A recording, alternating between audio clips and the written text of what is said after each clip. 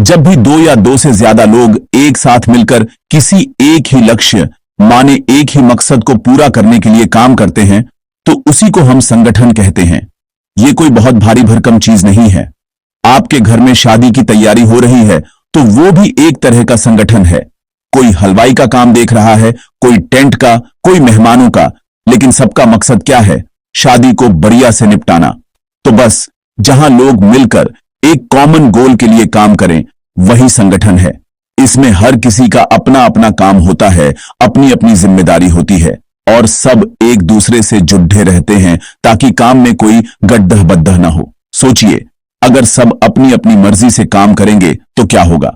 खिचड्डी पक जाएगी। संगठन का सबसे बड़ा फायदा यह है कि इससे काम बहुत आसान और व्यवस्थित हो जाता है। अकेला आदमी सब कुछ नहीं कर सकता, लेकिन जब कई लोग मिल जाते हैं तो बड्ढे से बड्ढा काम भी चुटकियों में हो जाता है। जैसे एक क्रिकेट टीम को ही देख लीजिए, उसमें 11 खिलाड़ी होते हैं। कोई बॉलिंग करता है, कोई बैटिंग, कोई फील्डिंग और एक कप्तान होता है जो सबको निर्देश देता है। सबका काम अलग अलग है, लेकिन लक्ष्य एक ही है, मैच जीतना। अगर बॉलर कहे कि मैं तो आज बैटिंग करूंगा और बैट्समैन कहे कि मैं कीपिंग करूंगा तो टीम का क्या होगा? हार जाएगी। और क्या? इसीलिए संगठन में हर किसी की भूमिका तय होती है और सबको मिलकर उस भूमिका को निभाना होता है। संगठन सिर्फ बड़ी बड़ी कंपनियों या फैक्ट्रियों में ही नहीं होता, ये हर जगह है। आपका स्कूल एक संगठन है जहां प्रिंसिपल, टीचर और स्टाफ सब मिलकर बच्चों को पढ़ाने का काम करते हैं। अस्पताल एक संगठन है जहां डॉक्टर, नर्स और बाकी कर्मचारी मिलकर मरीजों का इलाज करते हैं। यहां तक कि आपके मोहल्ले की दुर्गा पूजा समिति भी एक संगठन है। लोग चंदा इकट्ठा करते हैं, पंडाल लगवाते हैं, मूर्ति लाते हैं और पूजा का आयोजन करते हैं। इन सब में एक बात कॉमन है, एक साझा उद्देश्य और उसको पूरा करने के लिए लोगों का समूह जो मिलकर काम कर रहा है। बिना संगठन के कोई भी बड़ा काम ढंग से नहीं हो सकता, सब बिखर जाएगा। तो कुल मिलाकर संगठन का मतलब है लोगों का एक ऐसा समूह जो एक तय लक्ष्य को पाने के लिए एक साथ एक योजना के तहत काम करता है। इसमें अधिकारों और जिम्मेदारियों का बंटवारा होता है ताकि कोई कंफ्यूजन न रहे। कौन किसको रिपोर्ट करेगा, कौन किसको आदेश देगा, ये सब पहले से तय होता है। ये एक मशीन की तरह है जिसके सारे पुर्जे मिलकर काम करते हैं, तभी मशीन ठीक से चलती है। अगर एक भी पुर्जा ढीला हो गया या गलत जगह लग गया तो पूरी मशीन रुक जाती है। संगठन भी बिल्कुल वैसा ही है जहां हर इंसान एक जरूरी पुर्जा है। अब देखिए संगठन कैसे काम करेगा। इसको लेकर बड़े बड़े विद्वानों ने अलग अलग विचार दिए हैं जिन्हें हम संगठन के सिद्धांत कहते हैं। ये कोई रॉकेट साइंस नहीं है, बस सोचने का तरीका है। सबसे पुराना और सीधा साधा तरीका है क्लासिकल सिद्धांत। यह सिद्धांत कहता है कि संगठन एक मशीन की तरह है और इंसान उसके पुर्जे हैं। इसका पूरा ध्यान काम पर होता है कि काम ज्यादा से ज्यादा और अच्छे से अच्छा कैसे हो। इसमें नियम कानून बहुत सख्त होते हैं। कौन क्या काम करेगा, कैसे करेगा, सब पहले से लिखा होता है। इसका मकसद होता है उत्पादकता बढ़ाना। जैसे किसी फैक्ट्री में वर्कर को बता दिया कि तुम्हें दिन में 100 डिब्बे बनाने हैं तो बस बनाने हैं। इसमें इंसानी भावनाओं की ज्यादा कद्र नहीं होती। इसके बाद आया नव क्लासिकल सिद्धांत। ये लोग बोले, अरे भाई, इंसान मशीन नहीं है, उसके भी दिल दिमाग होता है। इस सिद्धांत ने माना कि काम करने वालों की खुशी और उनके आपसी रिश्ते भी बहुत मायने रखते हैं। अगर कर्मचारी खुश रहेगा, मोटिवेटेड रहेगा तो वो ज्यादा अच्छा काम करेगा। इस थ्योरी ने सोशल ग्रुप्स यानी लोगों के बीच दोस्ती यारी और अनौपचारिक बातचीत को भी महत्व दिया। ये लोग मानते थे कि सिर्फ पैसा ही सब कुछ नहीं होता, लोगों को इज्जत और पहचान भी चाहिए।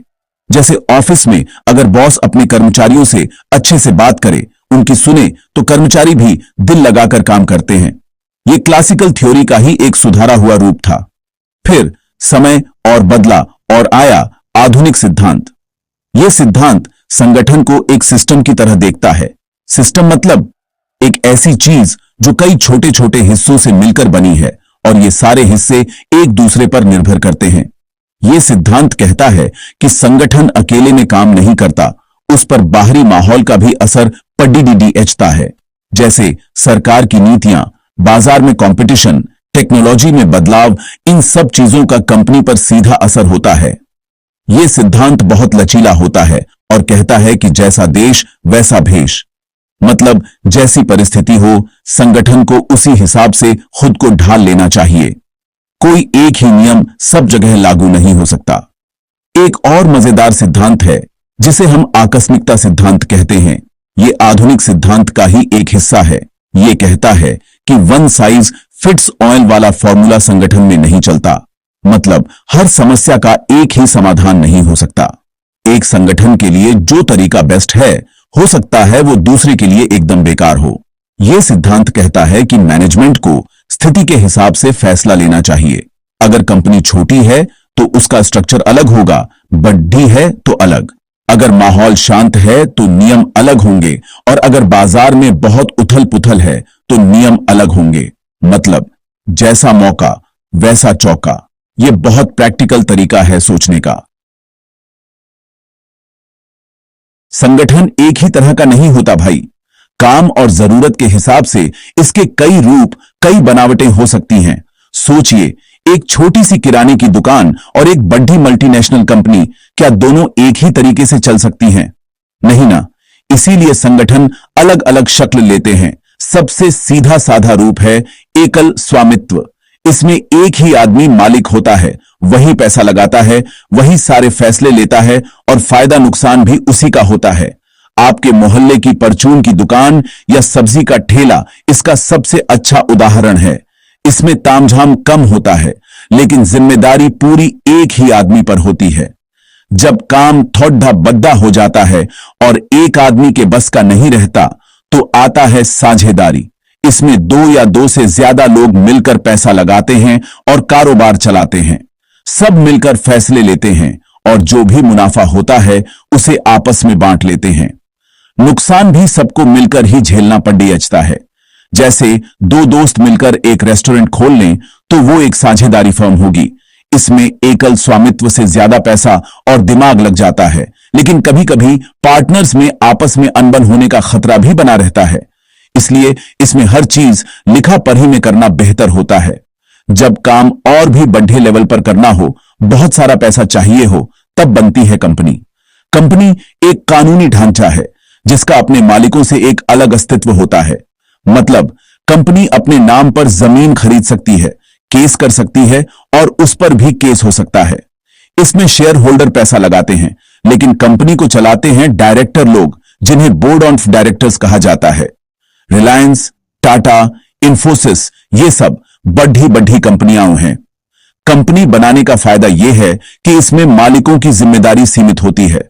अगर कंपनी डूबी तो उनका सिर्फ उतना ही पैसा डूबेगा जितना उन्होंने शेयर में लगाया है। उनका घर बार नहीं बिकेगा। इनके अलावा एक और रूप होता है जिसे सहकारी समिति कहते हैं। इसका मकसद मुनाफा कमाना नहीं, बल्कि अपने सदस्यों की मदद करना होता है। इसमें कुछ लोग अपनी मर्जी से जुटते हैं और अपनी जरूरतों को पूरा करने के लिए मिलकर काम करते हैं। जैसे अमूल एक सहकारी समिति है जिसे गुजरात के दूध उत्पादकों ने मिलकर शुरू किया था। इसका मकसद दूध बेचने वालों को बिचौलियों से बचाकर उनकी मेहनत का सही दाम दिलवाना था। इसी तरह हाउसिंग सोसाइटी होती है जिसमें लोग मिलकर जमीन खरीदते हैं और अपने लिए घर बनवाते हैं। इसमें सब एक के लिए और एक सबके लिए वाले सिद्धांत पर काम होता है। अब आते हैं औपचारिक संगठन पर। देखिए, जब किसी संगठन को जानबूझकर, सोच समझकर एक तय लक्ष्य को पाने के लिए बनाया जाता है तो उसे औपचारिक संगठन कहते हैं। इसमें हर चीज नियम और कानून के हिसाब से चलती है। किसकी क्या जिम्मेदारी होगी, कौन किसको रिपोर्ट करेगा, किसको कितना अधिकार मिलेगा, यह सब पहले से ही तय कर दिया जाता है और अक्सर लिखा हुआ होता है। यह एक बिल्डिंग के नक्शे की तरह है जिसमें सब पता होता है कि कौन सा कमरा कहां है, दरवाजा किधर है और दीवारें कहां हैं। कोई अपनी मर्जी से दीवार नहीं तोड़ सकता। स्कूल, कॉलेज, सरकारी दफ्तर, बड़ी कंपनियां हों, ये सब औपचारिक संगठन के उदाहरण हैं। औपचारिक संगठन में काम का बंटवारा बहुत साफ होता है। हर किसी को पता होता है कि उसे क्या करना है। इससे कंफ्यूजन नहीं होता और काम बिना किसी रुकावट के चलता रहता है। जैसे एक बैंक में कैशियर का काम पैसा लेना देना है, मैनेजर का काम पूरे ब्रांच को संभालना है और गार्ड का काम सुरक्षा देखना है। कोई किसी के काम में दखल नहीं देता। यहां पर पद महत्वपूर्ण होता है, व्यक्ति नहीं। अगर मैनेजर बदल भी जाए तो जो नया मैनेजर आएगा वो भी वही काम करेगा। कुर्सी वही रहती है, बस इंसान बदल जाता है। इससे संगठन में एक स्थिरता बनी रहती है और काम किसी एक व्यक्ति पर निर्भर नहीं रहता। इस तरह के संगठन में आदेश की एक श्रृंखला होती है, मतलब आदेश ऊपर से नीचे की तरफ आता है। सबसे ऊपर बॉस होता है, फिर उसके नीचे मैनेजर, फिर सुपरवाइजर और फिर कर्मचारी। कोई भी कर्मचारी सीधे सबसे बड़े बॉस के पास नहीं जा सकता, उसे अपने तुरंत वाले बॉस से ही बात करनी होती है। इसे अनुशासन बना रहता है और व्यवस्था कायम रहती है। हर विभाग के अपने नियम और प्रक्रियाएं होती हैं और हर किसी को उनका पालन करना पड़ता है। इससे काम में एक रूपता आती है और गलतियों की गुंजाइश कम हो जाती है। सब कुछ प्लान के मुताबिक चलता है, लेकिन हर चीज के फायदे हैं तो कुछ नुकसान भी हैं। औपचारिक संगठन में नियम कानून इतने ज्यादा हो जाते हैं कि कभी कभी काम में देरी होने लगती है। हर छोटी चीज के लिए परमिशन लेनी पद्धति है, जिससे फैसला लेने में वक्त लगता है। इसे लालफीताशाही भी कहते हैं, जो सरकारी दफ्तरों में अक्सर देखने को मिलती है।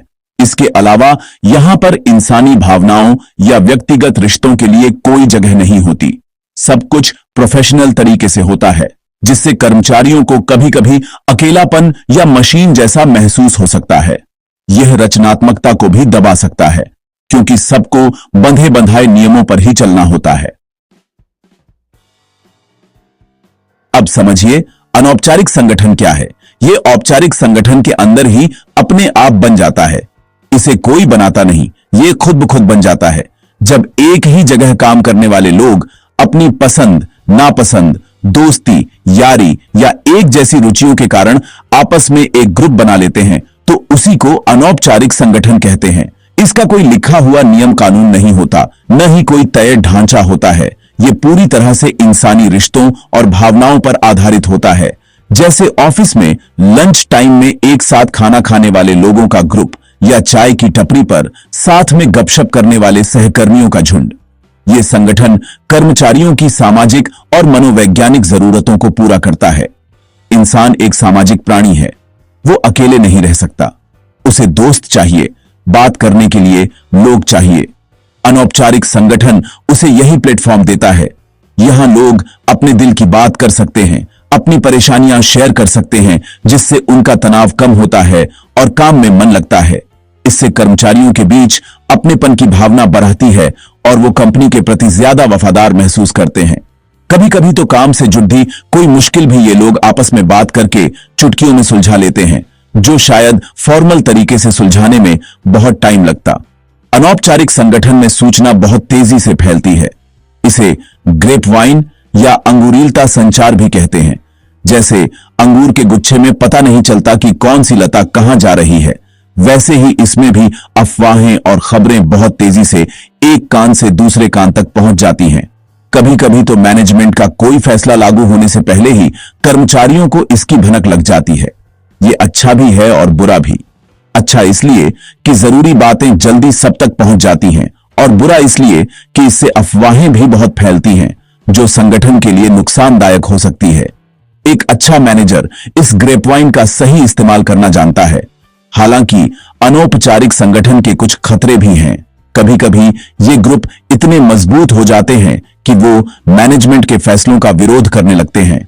अगर कोई बदलाव कंपनी के हित में हो, लेकिन इस ग्रुप के लोगों को पसंद न आए, तो वो मिलकर काम में अड्डी ढंगा डाल सकते हैं। ये ग्रुप कभी कभी पक्षपात को भी बढ़ावा देते हैं। लोग अपने ग्रुप के सदस्य का ही साथ देते हैं, चाहे वो गलत ही क्यों ना हो। इससे संगठन में गुटबाजी हो सकती है, जो काम के माहौल को खराब करती है।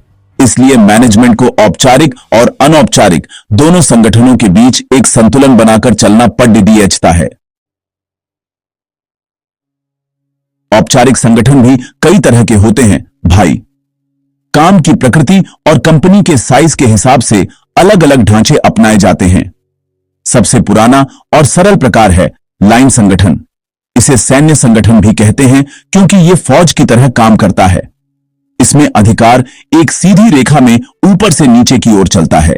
जनरल से कर्नल, कर्नल से मेजर और ऐसे ही नीचे सिपाही तक। हर किसी का एक ही बॉस होता है और उसे उसी से आदेश लेना होता है। छोटी फैक्ट्रियों या वर्कशॉप में यह सिस्टम बहुत अच्छा काम करता है, जहां फैसले जल्दी लेने होते हैं और काम सीधा साधा होता है। इसमें कंफ्यूजन की कोई गुंजाइश नहीं होती। जब संगठन थोड़ा बद्धा और जटिल हो जाता है तो एक और प्रकार आता है, लाइन और स्टाफ संगठन। इसमें लाइन अधिकारियों के साथ साथ कुछ विशेषज्ञ भी होते हैं, जिन्हें स्टाफ कहा जाता है। लाइन अधिकारियों का काम तो वही होता है, आदेश देना और काम करवाना, लेकिन स्टाफ का काम होता है सलाह देना, रिसर्च करना और योजना बनाने में लाइन की मदद करना। जैसे एक कंपनी का प्रोडक्शन मैनेजर लाइन अधिकारी है, लेकिन उसी कंपनी का लीगल एडवाइजर या एचआर मैनेजर स्टाफ है। स्टाफ आदेश नहीं दे सकता, वो सिर्फ सलाह देता है। मानना या न मानना लाइन मैनेजर की मर्जी पर है। इससे फैसलों की गुणवत्ता बिगड़ जाती है। एक और मजेदार प्रकार है कार्यात्मक संगठन। इसको FW टेलर ने दिया था, जो साइंटिफिक मैनेजमेंट के पितामह माने जाते हैं। इसमें काम को उसके फंक्शन या प्रकृति के हिसाब से बांट दिया जाता है और हर फंक्शन का एक एक्सपर्ट हेड बना दिया जाता है। जैसे प्रोडक्शन, फाइनेंस, मार्केटिंग, सेल्स, ये सब अलग अलग विभाग होंगे और हर विभाग का एक स्पेशलिस्ट बॉस होगा।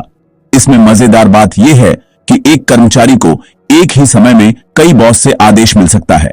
जैसे एक वर्कर को प्रोडक्शन से जुड्ढा आदेश प्रोडक्शन सुपरवाइजर देगा, मशीन की क्वालिटी से जुड्ढा आदेश क्वालिटी इंस्पेक्टर देगा और अनुशासन का आदेश फोरमैन देगा।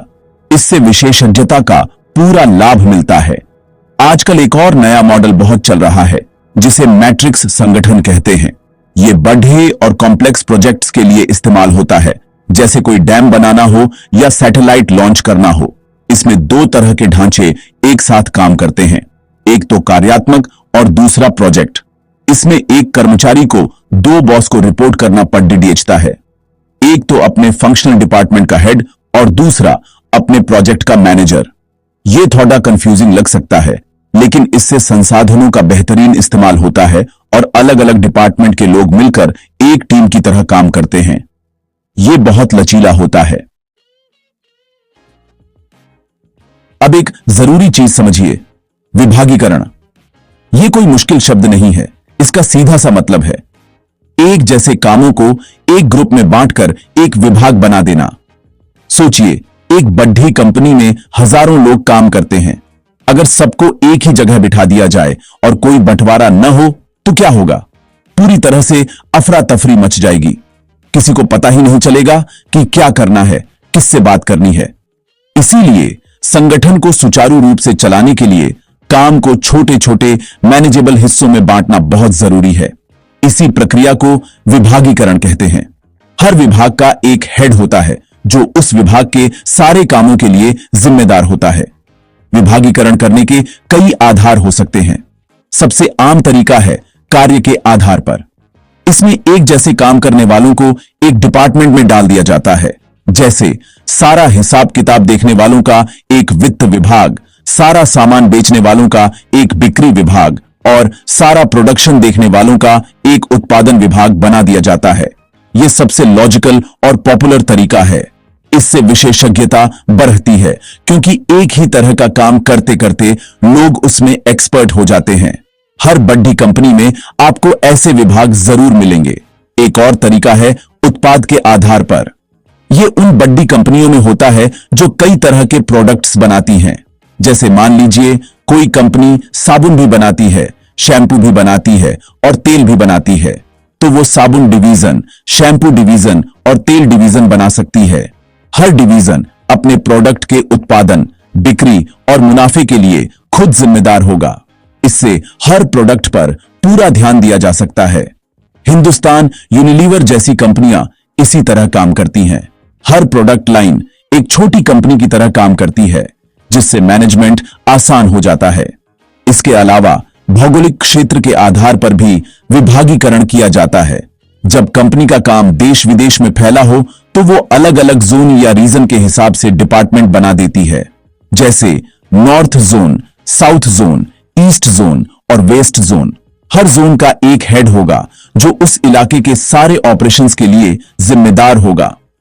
इससे स्थानीय जरूरतों को बेहतर तरीके से समझा जा सकता है और फैसले जल्दी लिए जा सकते हैं। रेलवे, बैंकिंग और बड़ी एफएमसीजी कंपनियां अक्सर इस तरह का ढांचा अपनाती हैं। इससे हर क्षेत्र की मार्केट पर पकड़ डीडीडीएच बनाना आसान हो जाता है। संगठन में दो तरह के लोग होते हैं भाई। एक होते हैं लाइन और दूसरे होते हैं स्टाफ। इसको समझना बहुत आसान है।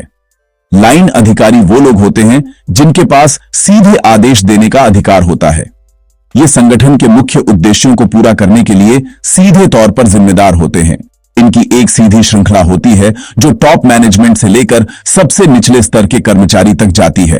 Production manager, sales manager, foreman, ये सब लाइन अधिकारी हैं। इनका काम है लक्ष्य तय करना, आदेश देना और काम को पूरा करवाना। ये लोग सेना के कमांडर की तरह होते हैं जो सीधे जंग के मैदान में लड़ते हैं और फैसले लेते हैं। दूसरी तरफ होते हैं स्टाफ अधिकारी। इनका काम आदेश देना नहीं बल्कि सलाह देना होता है। ये अपने क्षेत्र के विशेषज्ञ होते हैं और लाइन अधिकारियों को उनके काम में मदद करते हैं ताकि वो बेहतर फैसले ले सकें। ये लोग रिसर्च करते हैं, डेटा एनालिसिस करते हैं, योजनाएं बनाते हैं और अपनी सलाह लाइन मैनेजर को देते हैं। कंपनी का वकील, HR manager, research and development officer, ये सब स्टाफ की भूमिका में होते हैं। इनका काम एडिचना नहीं बल्कि लड़ने वाले को सही रणनीति और हथियार मुहैया कराना है। ये सेना के सलाहकार या खुफिया विभाग की तरह होते हैं। लाइन और स्टाफ के बीच का रिश्ता बहुत महत्वपूर्ण होता है। लाइन अधिकारियों के पास अधिकार होता है जबकि स्टाफ अधिकारियों के पास ज्ञान और विशेषज्ञता होती है। एक अच्छे संगठन में ये दोनों मिलकर काम करते हैं। लाइन मैनेजर स्टाफ की सलाह को ध्यान से सुनता है क्योंकि उसे पता है कि स्टाफ ने पूरी रिसर्च के बाद ही कोई बात कही है। वहीं स्टाफ को भी यह समझना चाहिए कि आखिरी फैसला लेने का अधिकार लाइन मैनेजर का ही है क्योंकि काम की अंतिम जिम्मेदारी उसी की है। अगर दोनों में अहंकार का टकराव हो जाए तो संगठन को बहुत नुकसान होता है। इसको एक उदाहरण से समझिए। मान लीजिए एक फैक्ट्री का प्रोडक्शन मैनेजर है जिसे उत्पादन बढ़ाना है। वो एचआर मैनेजर से सलाह लेता है कि कर्मचारियों को कैसे मोटिवेट किया जाए। एचआर मैनेजर सलाह देता है कि बोनस या इंसेंटिव दिया जाए। अब इस सलाह को मानना या न मानना प्रोडक्शन मैनेजर के हाथ में है। अगर वो सलाह मान लेता है और उत्पादन बीआर हेड चाहता है तो क्रेडिट दोनों को मिलेगा। लेकिन अगर कोई गड़बड़ीएच होती है तो जिम्मेदारी प्रोडक्शन मैनेजर की ही होगी। स्टाफ सिर्फ सलाह के लिए जिम्मेदार है, परिणाम के लिए नहीं। यही लाइन और स्टाफ का मूल अंतर है। तो भाई कुल मिलाकर हमने क्या समझा? हमने समझा कि संगठन कोई हवाई चीज नहीं है बल्कि ये लोगों का एक समूह है जो एक कॉमन लक्ष्य के लिए मिलकर एक प्लान के तहत काम करता है। चाहे वो क्रिकेट टीम हो, स्कूल हो या कोई बड़ी कंपनी, बिना संगठन के कोई भी काम ढंग से नहीं हो सकता। संगठन काम को आसान बनाता है, जिम्मेदारियां तय करता है और बड़े से बड़े लक्ष्य को हासिल करने की ताकत देता है। एकता में बल है वाली कहावत संगठन पर एकदम फिट बैठती है। जब अलग अलग हुनर वाले लोग एक साथ आते हैं तो वो कुछ भी कर सकते हैं। हमने देखा कि संगठन के बारे में सोचने के अलग अलग तरीके हैं। कुछ लोग इसे मशीन मानते हैं तो कुछ इंसानों के समूह के रूप में देखते हैं। हमने ये भी जाना कि संगठन के कई रूप होते हैं जैसे अकेली दुकान, पार्टनरशिप वाली फर्म और बड़ी कंपनियां। हर संगठन अपनी जरूरत के हिसाब से अपना ढांचा चुनता है। औपचारिक संगठन जहां नियम कानून से चलता है, वहीं अनौपचारिक संगठन दोस्ती और रिश्तों पर टिका होता है। एक सफल संगठन वही है जो इन दोनों के बीच सही संतुलन बनाकर रख पाता है, क्योंकि काम के लिए नियम भी जरूरी है और काम करने वालों के लिए अच्छे रिश्ते भी। हमने विभागीकरण के महत्व को समझा कि कैसे काम को सही ढंग से बांटने से पूरी व्यवस्था सुचारू रूप से चलती है। चाहे काम के आधार पर विभाग बने या प्रोडक्ट या इलाके के आधार पर, इसका मुख्य उद्देश्य काम को सरल और प्रभावी बनाना है। और अंत में हमने लाइन और स्टाफ की भूमिका को स्पष्ट रूप से जाना। लाइन अधिकारी वो हैं जो आदेश देते हैं और काम करवाते हैं, जबकि स्टाफ अधिकारी वो विशेषज्ञ हैं जो अपनी सलाह से उनकी मदद करते हैं। इन दोनों का तालमेल ही संगठन को सफलता की सीढ़ियों पर चढ़ाता है।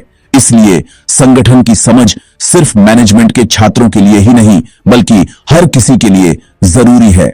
हम सब अपनी जिंदगी में किसी न किसी संगठन का हिस्सा हैं, अपने परिवार का, अपने दफ्तर का, अपने समाज का। अगर हम संगठन के मूल सिद्धांतों को समझ लें तो हम एक बेहतर सदस्य, एक बेहतर कर्मचारी और एक बेहतर लीडर बन सकते हैं। संगठन ही वो शक्ति है जो बिखरे हुए लोगों को एक मजबूत ताकत में बदल देती है और असंभव लगने वाले कामों को भी संभव बना देती है।